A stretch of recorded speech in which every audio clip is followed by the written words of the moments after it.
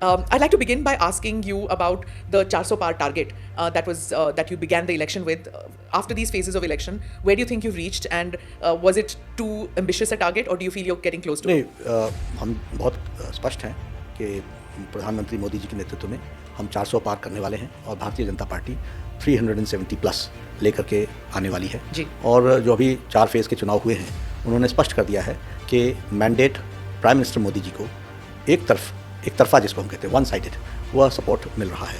और जो हमारी स्टेट्स हैं वहाँ तो मिल ही रहा है, जिन स्टेट्स में हम कमज़ोर थे या जहाँ हमारा बेस नहीं था वहाँ भी हमारा वोट शेयर बहुत बढ़ा है और हम सीट शेयर में भी हम इंक्रीज़ किए हैं। इसलिए हम आश्वस्त हैं कि हम अपने 400 प्लस एनडीए के टारगेट को हम कंप्लीट करेंगे और हम उसी हिसाब से अपने टारगेट पर चले हुए हैं। अगर टारगेट अचीव हो जाता है और तीसरी बार बीजेपी की सरकार आती है, कंसेक्यूटिव तीसरी बारी, and you as president, it's also a personal victory, it would be a personal victory for you also, तो आप उसे कैसे देखते हैं? देखिए, सबसे पहली बात यह है कि मोदी जी तीसरी बार प्रधानमंत्री बन रहे हैं, ये अगर नहीं है, ये स्पष्ट है। ये हमारे विरोधी भी मानते हैं कि प्रधानमंत्री अगर बनेंगे तो वो प्रधानमंत्री मोदी ही बनेंगे और 4 जून को ये नतीजा स्पष्ट हो जाए, इसलिए अगर का सवाल नहीं है।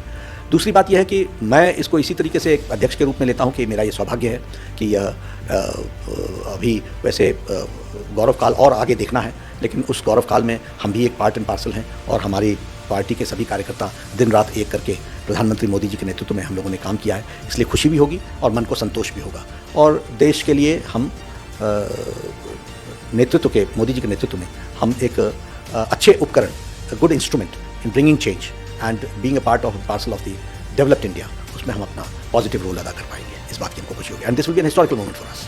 हम सबके लिए ऐतिहासिक मौका है कि हम उस बड़े संकल्प के लिए, बड़े कमिटमेंट के लिए हम सब लोग उसमें पार्टिसिपेट भी करेंगे और उसके गवाह भी रहेंगे।